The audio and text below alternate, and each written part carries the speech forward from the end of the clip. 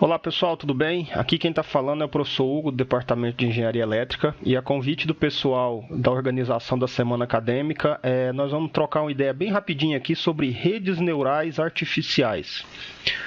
Bom, pessoal, as redes neurais artificiais, na verdade, diferente do que muita gente pensa, nada mais é do que um algoritmo, tá? É um algoritmo para a solução de diversos problemas de engenharia, de computação, de física, de matemática, de várias coisas que a gente pode ter aí na literatura, né?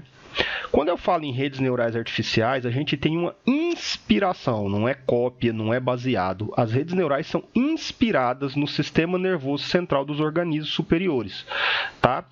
E a característica mais marcante que a gente tem numa rede neural, seja na artificial, seja na rede neural natural, é a capacidade de aprendizagem que se dá pelo histórico experimental que a gente vive durante a vida.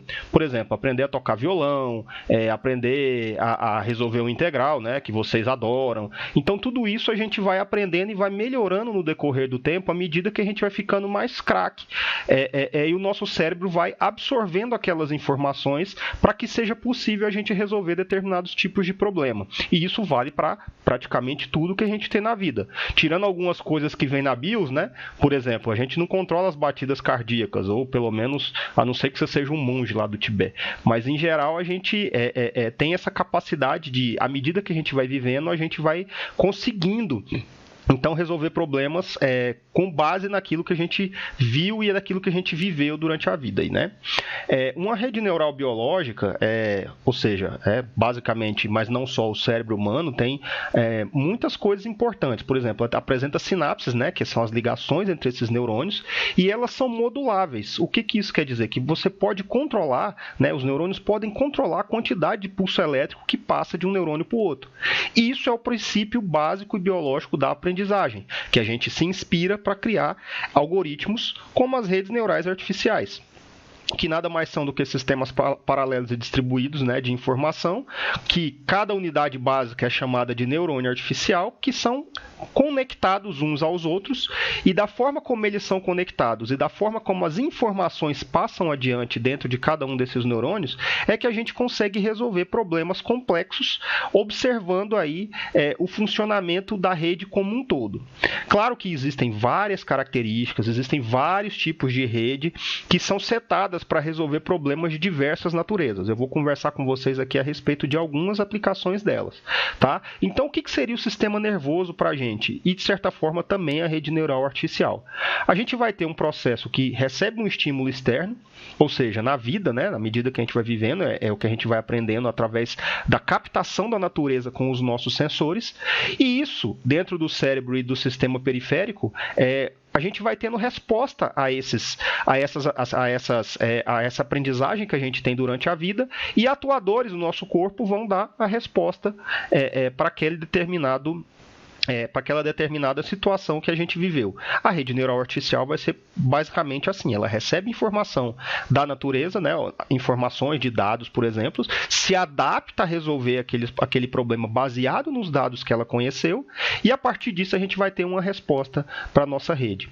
Onde a gente pode aplicar as redes neurais artificiais? O que não faltam são aplicações, tá? Eu coloco aqui para vocês depois darem um pause no vídeo, né?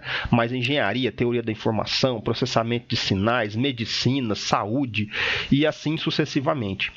Dos trabalhos que o nosso grupo tem, né, desenvolvido, né, eu trabalho com alguns outros professores da UTF-PR Ponta Grossa, departamento de matemática, do próprio DAEL, departamento de engenharia de produção, então a gente tem tido uma gama grande aí de aplicações. Eu vou apresentar algumas que o nosso grupo tem tratado nos últimos tempos. A principal delas, né, o problema que eu mais gosto de tratar, porque foi o tema da minha tese de doutorado, da minha dissertação de mestrado, que é a previsão de séries temporais. Basicamente é o quê? É a gente tentar pegar informações a respeito de um comportamento temporal.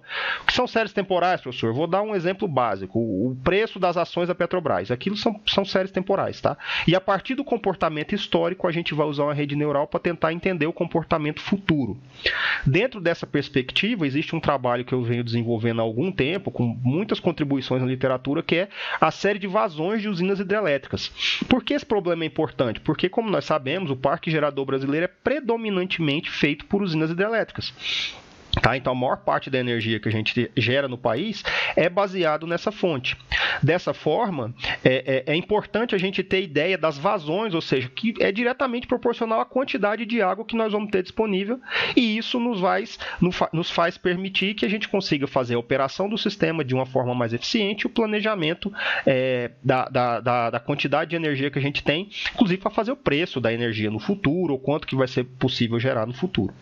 Outra coisa que a gente já fez alguns trabalhos, né, que é apenas um exemplo de trabalhar com previsão de preço. Nesse caso, a gente trabalhou com previsão de derivado de cana-de-açúcar e aplicou rede neural para isso.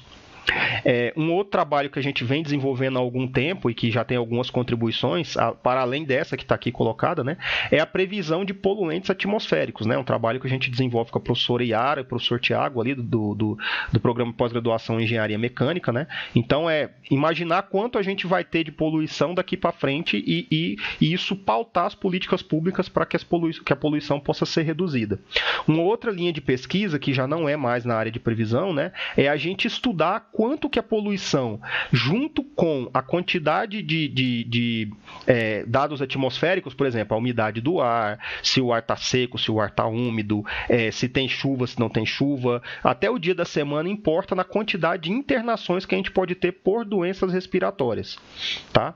Uma outra linha de pesquisa que a gente trabalha aí também, investigação, né, que é a classificação biométrica, né, a partir de dados, por exemplo, de uma digital de uma pessoa, a partir de dados, a partir da íris, né, você pode tirar fotos da sua íris e tentar classificar com a rede neural artificial.